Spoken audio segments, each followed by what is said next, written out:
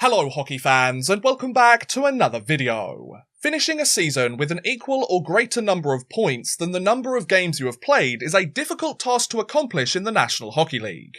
For example, of the 347 players who took to the ice in at least 40 NHL games last season, only 22 of them scored at a point per game pace or higher. That's only 6%, folks. Being able to achieve this milestone just once is impressive enough, but to do so for most of, if not all of your career, is an incredible feat to accomplish, and will no doubt cement your legacy as one of the league's best players of the last decade, or even your generation.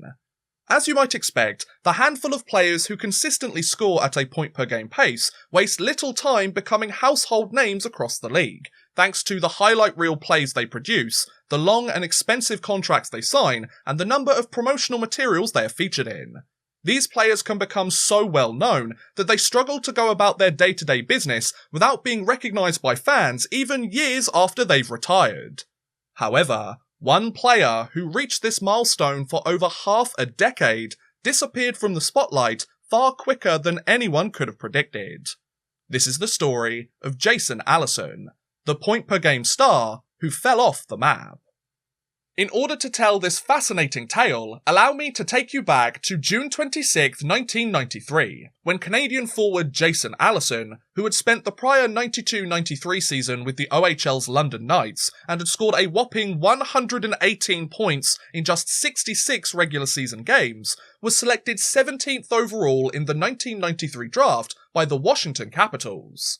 Though he would make his NHL debut with the team during the following 93-94 season, Allison would spend the majority of the next 3 years either in the OHL as an overager or in the AHL with Washington's minor league affiliate, the Portland Pirates.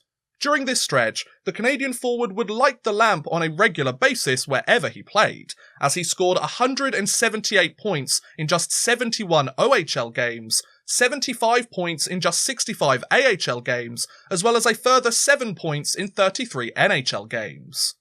Having finished the 95-96 season by potting 69 points in just 57 games with the Pirates, Allison had made great strides in his overall play and was ready to embark on his first real stint in the bigs, having earned a place on the Capitals' opening night roster out of training camp for the upcoming 96-97 season.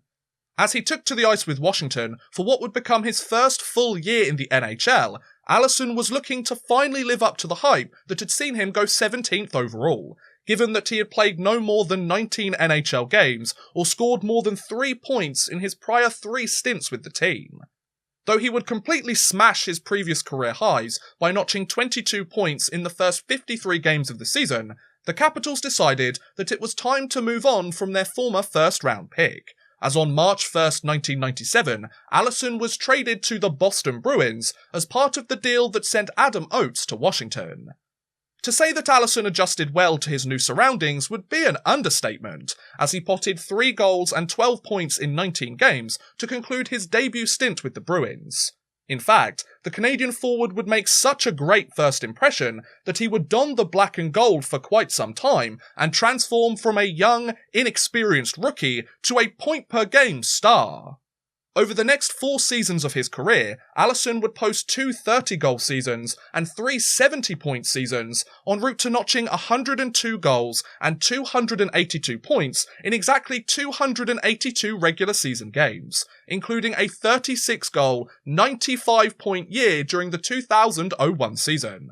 That same year, Allison also wore the C on his jersey as the captain of the Bruins roster, and earned his first and only place at the NHL All-Star Game too. Oh, and he also scored 19 points in 18 playoff games during his tenure with Boston, so if his regular season production wasn't impressive enough for you, the dude was also pretty clutch when it mattered most, and had become an integral player to the franchise. As the 01-02 NHL season crept closer to its start date, Allison remained unsigned by the Bruins as both the player and the organisation were locked in a bitter contract dispute and couldn't agree on a new deal. With neither side willing to back down even after the season had begun, the Bruins management decided that enough was enough. On October 24, 2001, it was announced that Allison had been traded to the Los Angeles Kings in exchange for forwards Glenn Murray and Josef Stumpel. Once he had arrived in sunny California and joined his third NHL team, the 27-year-old quickly signed a new contract, immediately found chemistry with his new line mates, and wasted little time picking up his production where he left it off last season, as he produced 19 goals and 74 points in just 73 regular season games during his debut year with the Kings. The Canadian forward would then continue this scoring pace into his sophomore year with LA by potting 28 points in just 26 games during the 02-03 season. However, his career would take a turn for the worse before the year was over. Not only would he miss several weeks of the season due to a serious knee injury against the Atlanta Thrashers in late October, less than 3 months after that, on January 25th, Allison suffered a severe neck injury and concussion symptoms against the New Jersey Devils and was sidelined for the rest of the year. If that wasn't bad enough, Allison's game against the Devils would be his last for a very long time, as he was forced to spend the entire 03-04 NHL season out of the lineup recovering from those injuries, and was finally healthy enough to play for the 04-05 season before the NHL was plunged into a season-long lockout. So Allison decided to forego playing overseas and instead get himself ready for when the NHL resumed play. So despite scoring 384 points in just 381 regular season games over his last 6 seasons in the league, the severity of his recent injuries and the circumstances in which the league found itself meant that Jason Allison didn't play a professional hockey game for over 2.5 seasons. Despite this enormous setback, the 30-year-old wasn't ready to give up his career just yet. Once the lockout was over, and with the 05-06 season on the horizon, Allison had made a full recovery from his serious injuries and was ready to make his triumphant return to the NHL. As an unrestricted free agent, the Canadian forward decided that he wanted to head home and join the team that he had cheered for since he was a kid, as he signed a 1-year, $1.5 million performance bonus-filled contract with the Toronto Maple Leafs. Though it had been such a long time since he had suited up in a professional hockey game, let alone an NHL regular season game, Allison would barely skip a beat on the scoreboard. Despite once again finishing the season on the injured reserve, having suffered a hand injury against the Montreal Canadiens in March of 2006, the former first-round pick potted 17 goals and 60 points in 66 regular season games with the Leafs. This production would put Allison on pace to score 74 points if he had stayed healthy for the entire year, and meant that he finished the season 4th place in scoring on the Leafs roster. Not bad for a guy who hadn't played in almost 3 years, folks? As both the season and his contract had come to an end, Allison was keen to re-sign with the Maple Leafs and continue to play for his childhood team for the foreseeable future. Though he was rumoured to be looking for a well-paid, long-term deal from the organisation, both Leafs general manager John Ferguson Jr. and new head coach Paul Maurice felt that Allison wouldn't fit in well with their new fast-paced playing style or their roster full of young, up-and-coming players. This clash of philosophies culminated in the Leafs choosing not to re-sign Allison and instead let him walk into free agency. While this decision may come as a surprise to some of you, given his impressive production after such a long hiatus, it's worth mentioning that Allison was a -18 during his season with the Leafs. Sure, he could still use his size to keep defenders off him, he was crafty with the puck, and he could still put up points in bunches, but as Allison spent several years recovering from his injuries, the overall game and the style of play in the NHL had changed pretty dramatically, to the point where Allison had become part of a dying breed, seemingly overnight. But what do you mean by that, Oddman Rush? How is that even possible? Well, due to the lockout season and the new collective bargaining agreement that was put in place, several rule changes had been implemented that affected Allison's game personally, as the techniques he had relied upon to create space and generate scoring chances in years past were no longer legal. After all, Allison could no longer hook or hold his opponents in order to gain possession unless he really wanted to spend most of his night in the penalty box. Not only that, the game had suddenly become a lot faster and more fluid from one end of the ice to the other, and while Allison had many positives to his game, his skating wasn't one of them. The severity of his knee injury back in 2002 might have had an impact on this, but even during his prior years with Boston, it was never one of his strong suits, at least according to the fan base. Though he had made an incredible return to the league after such lengthy struggles and had once again become a productive player for his team, the recent changes to both the league's rulebook and the overall style of play meant that Allison's impact on the ice was likely going to decrease noticeably every year, even more so than when a player moves past their prime and gradually declines as they reach their mid to late 30s. Upon hearing the news that the Leafs had no intention of re-signing him, the Canadian forward made a pretty bold decision. With several teams interested in signing him for the upcoming 06-07 season, Allison decided to decline every offer he received, leave the NHL behind, and unofficially retire from the sport. So after scoring at close to, if not a point-per-game pace for the last 7 years of his career, Jason Allison chose to hang up his skates at just 31 years of age. This meant that after parts of 11 seasons in the NHL, Jason Allison was leaving the league having scored 154 goals and 485 points in 552 regular season games, with a further 25 points in 25 playoff games. Say what you want about his skating or his decisions over the years, but the guy had spent most of his career as a point-per-game player in the NHL and had battled a serious injury for almost 3 full years before returning to the best league in the world and picking up right where he left off. That's a pretty incredible career if you ask me, folks. Given how inspiring his story had been in recent years and how productive he was throughout his career, the big question is why? Why did Allison decide to retire in his early 30s? Yeah, the game may have started to pass him by, but surely he could have been a serviceable player in the NHL for the next few years, right? Well, according to Allison himself, there were 2 main reasons for his decision. Firstly, Allison didn't want to continue his career with anyone else other than the team he had grown up cheering for. Given the lengthy time he had spent recovering from his serious injuries and the strength that he had needed to overcome them, Allison decided that he didn't want to leave Ontario and uproot his entire life once again, move across the continent to join another team, and put in the hours that would be required to impress a new coaching staff and earn a top 6 spot on the roster, as he just wasn't in that place mentally anymore. The second reason for his decision was that he didn't want to be away from his children for extended periods of time.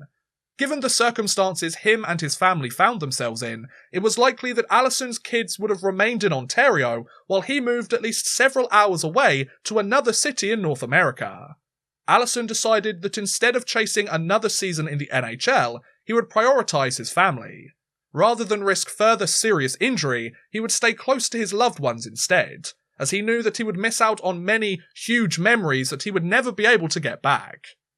Some of you may be thinking that Allison would regret this decision in the years that followed, especially when his body was no longer up to playing pro hockey, and the opportunity to suit up in the NHL and earn millions of dollars a season had passed him by.